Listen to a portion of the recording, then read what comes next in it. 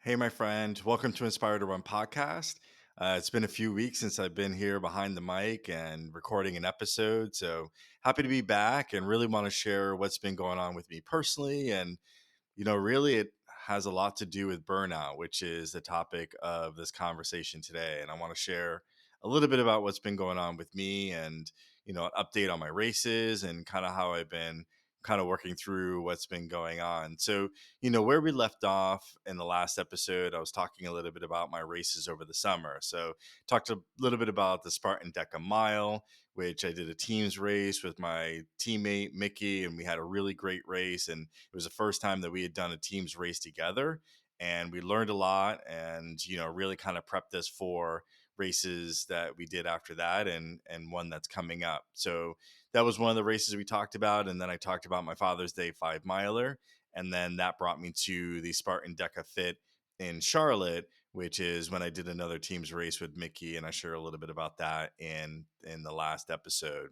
So since then, I had a really great race. I did the Woodmont 5K, which is a race in the town that I grew up in, lived there for many years, and then moved away for many years, and then met the race organizer and never knew that there was a 5K kind of in the town that I grew up in. So super excited to learn about that, sign up for it, and I ran it for the first time this year. And it was just an incredible race.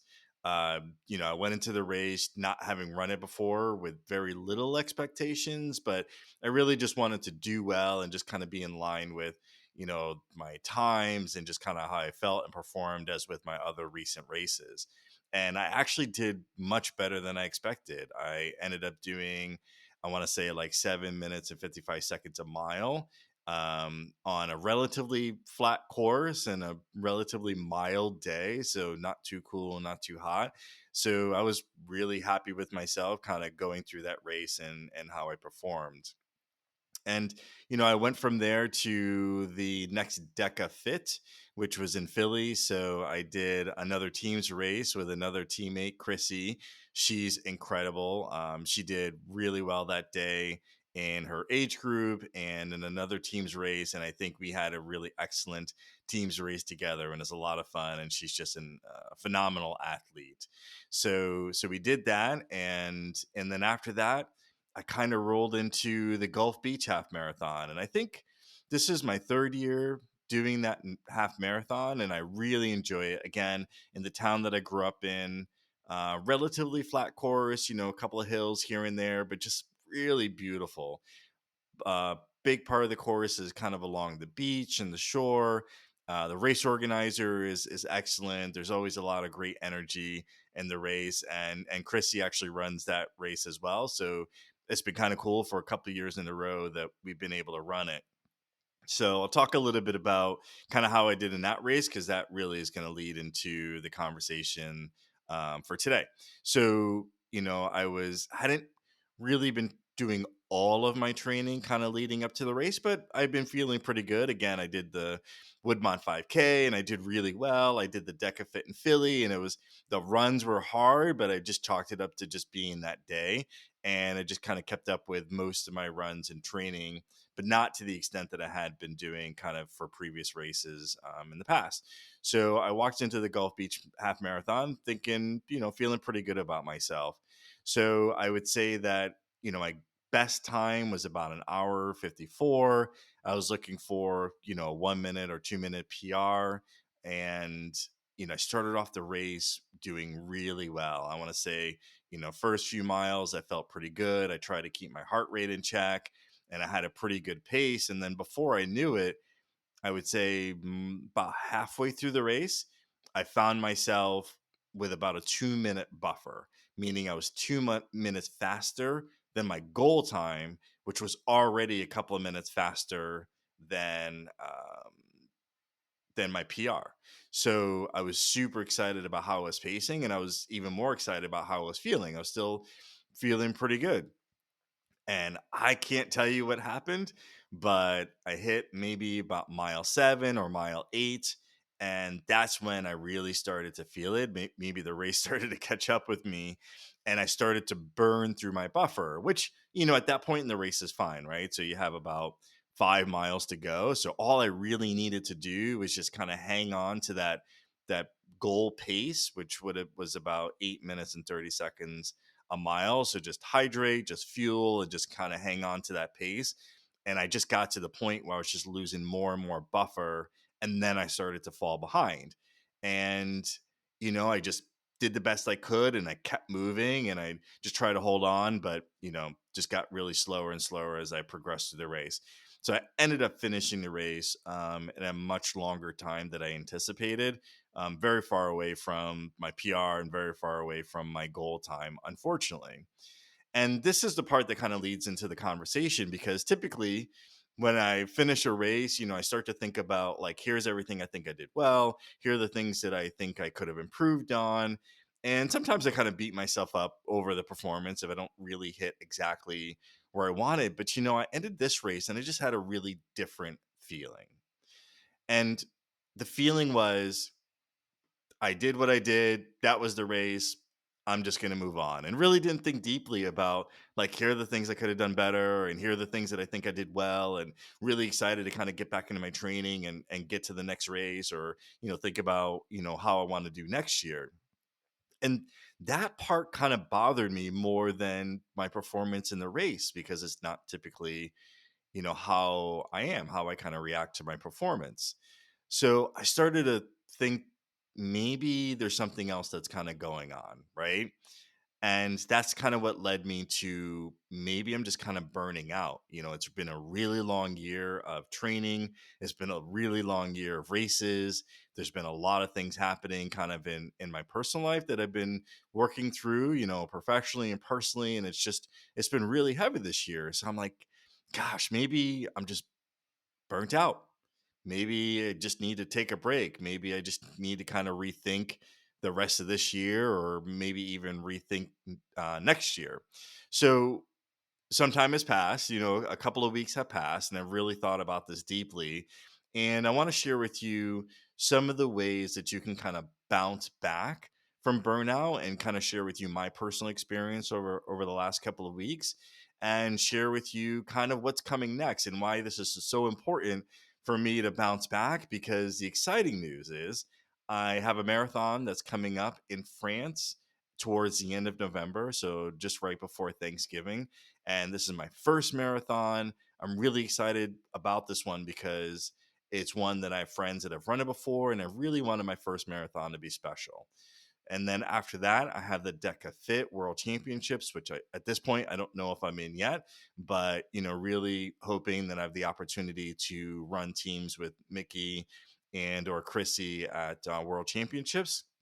So really looking forward to that. So I really needed to kind of settle what's been going on with me, personally, so then I can get back on track and get ready for those races. So I just kind of wanted to share some of the things with you on really ways that you can bounce back from burnout. If you're feeling this now, if you felt it before, or you feel it kind of coming on, here's some of the things you can think about. So the first one is acknowledge the burnout.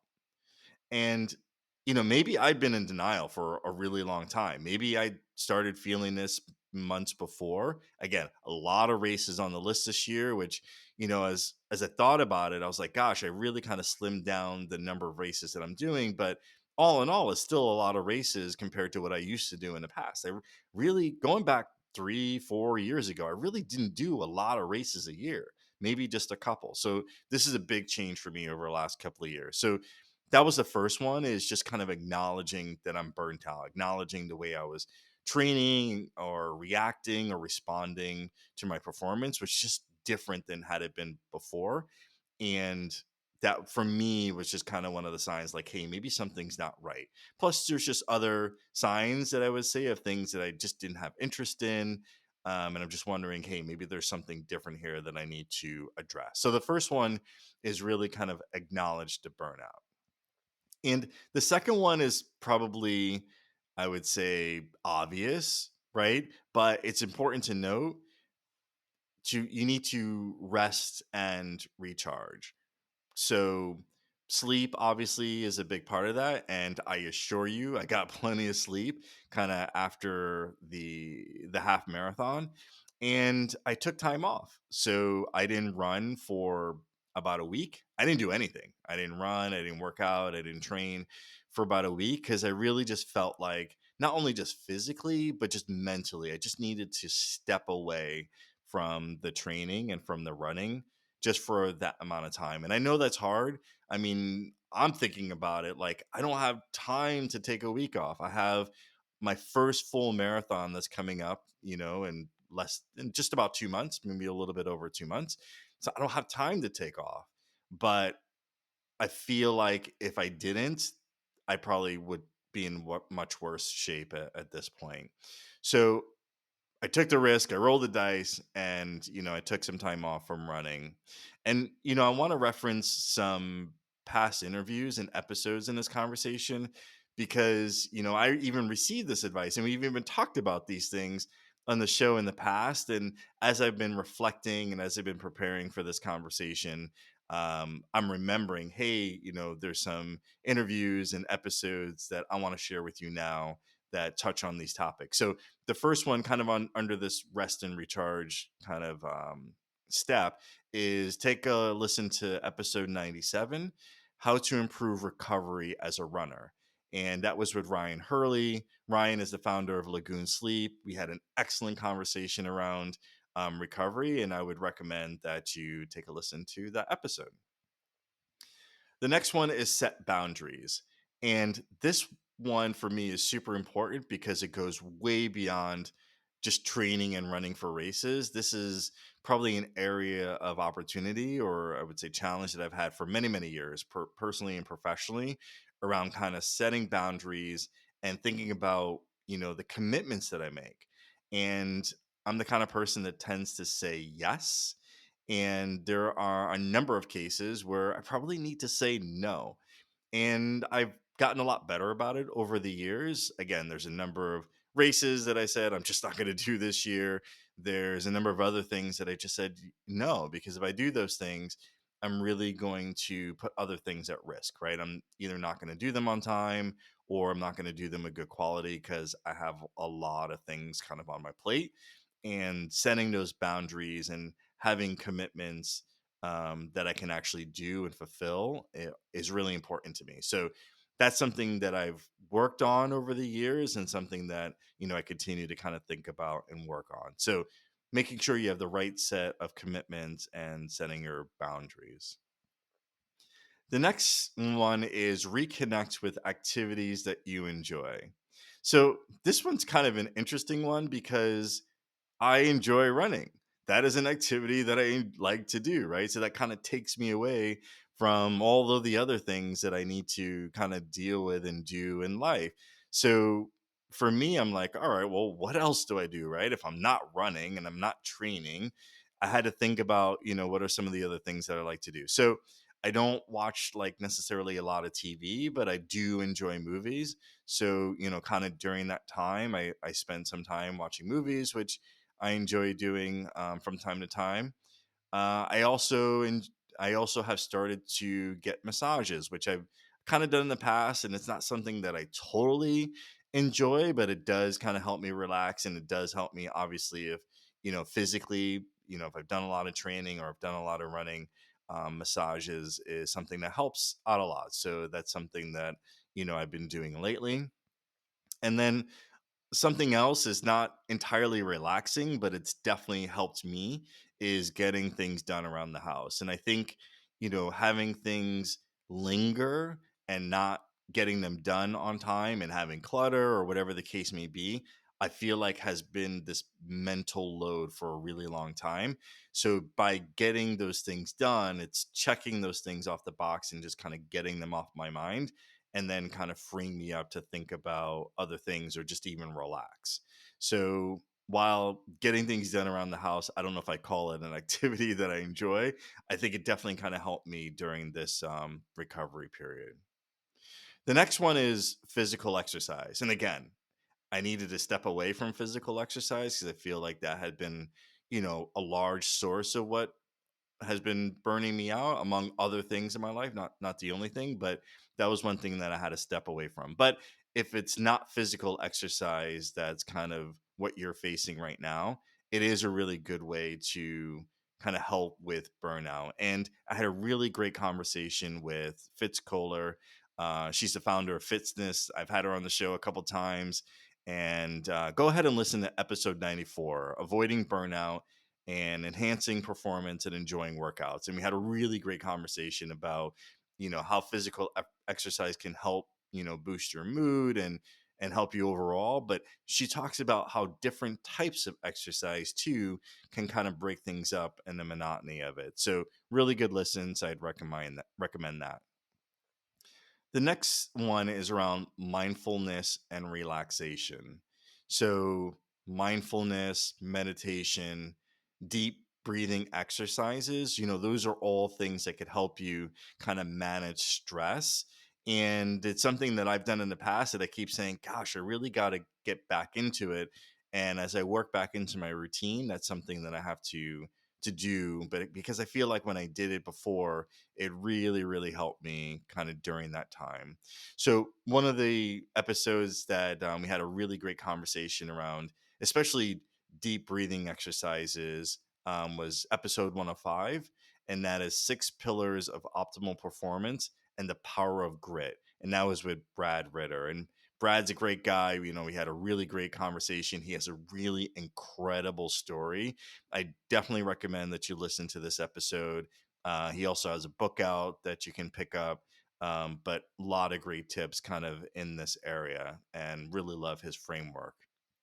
And another one is episode 114, Embrace the Power of Mindfulness in Your Running Journey. And that's with Holly Zajur. So take a listen to that one again. Really great conversation around mindfulness. The next one is seek support. So, just kind of depending on your situation and what you're going through and what you're comfortable with doing, talking to friends and family or, health professionals could be an option for you, just again, given what your individual circumstance calls for. But that is definitely a good option for you to take as you're kind of bouncing back or recovering from burnout. Next one is reevaluating your priorities. So this one has been kind of related to a previous one that we just talked about. So this one I've been really thinking about, how do I establish those priorities, and then how do I kind of establish my calendar accordingly. So knowing that I can't do everything in one day, how do I figure out, well, what are the things I'm going to focus on today? How do I focus on, the things I'm going to do tomorrow? So what really comes to mind is I heard this podcast episode. I don't even remember who I was listening to at the time, but the guest was really talking about there's really only five things you could do in your life that you could have at any one point in time. So like five projects or initiatives or big things that you could do. There's really only five. So you may have a list of 10, 15, 20 things that you think you're doing, but in reality, there's probably only five things that you're doing effectively at any one given time. And if you want to be successful, you got to pick those top five things and you got to be really intentional about doing those things. And if you say, hey, there's really a sixth I need to pick up, then maybe you need to drop one of the original five. So, for me, I think about like, what are those five things for me? So for me, number one is, the professional work that I do is on my list. The second thing is everything to do with my family and home. The third one is volunteer work that I do. So that's number three. The fourth one is fitness, and the fifth one is everything that I'm doing here with Inspire to Run and Inspire to Run podcast. So not in any order, although I listed them, it felt like in a specific order, but not in any order. But those are the five things that I focus on. So I say, okay, for each of those five things, here is my goal, maybe for this week, maybe for this month, maybe for this quarter. And then what I do is every day I say, you know what? I really can only focus on two or three of those five things a day. Right. So I know if it's a day where I'm going to do a long run, like a 6 mile run, like I did yesterday, I'm probably not going to be able to do two other things that day. I probably can only do one more thing that day, probably related to family and home, as an example. Or if it's a day where I'm not doing any kind of fitness, right? Maybe it's a rest day. Maybe that gives me more opportunities to do something related to the podcast, or maybe it allows me to catch up on work or volunteering. So, what I've started to do again is I started to think about every day, kind of planning what I'm going to do, really surrounding those five things. So those are my priorities. And if something new comes into play, I have to make a decision. Do I bring in that new thing, or do I say, you know what? No, or not now?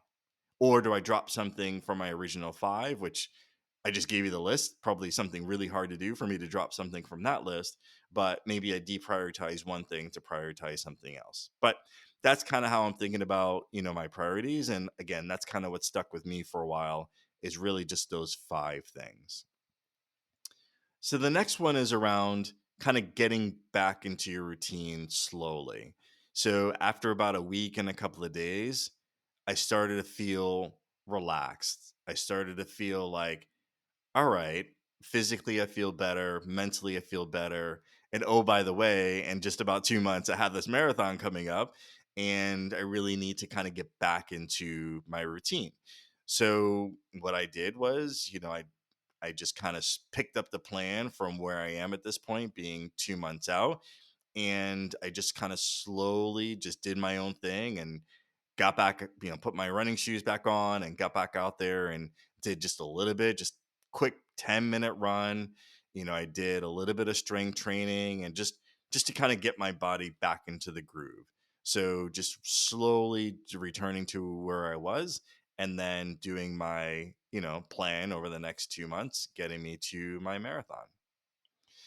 And then the last one here is around lifestyle changes. So, lifestyle could be anything around diet and sleep habits and work life balance, really just making sure that you have balance basically between those things, and you're making good choices. And I would say I hadn't really been thinking about it lately, because maybe I just felt like I was on the go all the time, or I was just kind of moving through life, just getting things done by brute force and not really following the plan that I have. So the first one is just around diet. And I really started to reflect, like, gosh, I roll back the clock 3, 4 years ago, I was really strict about my diet. And then here, fast forward, I'm not as strict about the diet, but I have pretty good habits. But lately, I haven't. Honestly, over the last 2 or 3 months, my diet has not been very good. And I've been eating things or drinking things that, you know, more frequently than I normally would, right? When I was more strict about my diet. And I think that that's kind of had an impact on me. And one of those examples is sugar. I realized how much sugar that I was taking in per day was way more than I had been over the last few years, and way more than I should have been. So I was drinking a lot of caffeine. I was popping in a lot of sugar with the caffeine, and just a lot of other different things that I think was really just kind of not good for me, right? Physically and mentally. So that's one of the things that when I realized it and I reflected, I changed right away, right? I'm like, all right, immediately have to cut down on the sugar, not necessarily cut out, because I don't want to deprive myself of a lot of these things. But I definitely needed to get back to where I was, which is, much reduced level of, sugar and some other things that I was eating. But that's one of the examples, I guess, of the lifestyle changes. And the next is kind of around sleep habits. So for me, sleep has been really important, and I've done a lot to ensure that I get good restful sleep over the last few years. So I don't know if I've changed necessarily any habits in terms of going to sleep, but what I've realized is, to some extent, I was probably oversleeping, right? So in the morning, and maybe this is again kind of traces back to being burnt out. In the morning, I should be up 5:30 ish, 6 o'clock. There are days where I'm getting out of bed at 7:30, maybe 8 o'clock, maybe on the weekends even later, right? So, and I'm oversleeping, and I'm sure, to some extent, that's doing me more harm than good. So, even though my sleep habits wasn't necessarily me staying up late at night or not getting enough sleep, what I've realized is I was probably staying in bed longer, or not getting up until later in the morning, especially on the weekends. That probably wasn't doing me as much good either. And the last one is kind of around that work life balance. So just really figuring out a way of getting what I need to get done, at work, and then, being able to do all the other things that I need to do related to, my personal life, with family and with the podcast and fitness and otherwise. So those are some of the steps that can help you, hopefully help you bounce back from burnout. Um, and I'm hoping by sharing my experience and the story will help you or someone if you're going through something similar. So, at this point, I feel like um slowly getting back to where I want to be. I have this marathon that's coming up in 2 months in France, which I'm really excited about because you can basically call it like wine country, and it's really cool to go back to France. I spent a lot of time there. It's probably one of the top three countries that I've traveled to, in my life, and I really enjoy my time there. So the ability to go back there after about a year and a half, and then run this race. And oh, by the way, it's my first marathon. So I'm starting to kind of get back into the swing of things, and I'm getting really excited about it as the days progress. So that's all good news. And then of course, Spartan DEKA World Championships. It's would surely be an honor for me to get the email invite that I'm in, and I can and I've qualified to run this World Championship. So probably most likely the DEKA Fit, the teams race with Mickey and or Chrissy. So really excited about that opportunity as well. So that's what I wanted to share with you today. Kind of, all my life updates, and share these tips with you that can hopefully help you. And we have a number of exciting things that are coming with Inspired to Run podcast. So just kind of look out for those. I'm excited to bring on some new guests and have some new conversations and share these stories with all of you. So if you enjoyed this episode, if you have tips of your own, if you have stories of your own, reach out, just look in the show notes, and there's a way to message me. And, I'd love to hear from you and love to hear your stories, and would love to even share your stories on the show. So with that, I want to thank you for listening today, and have a great day.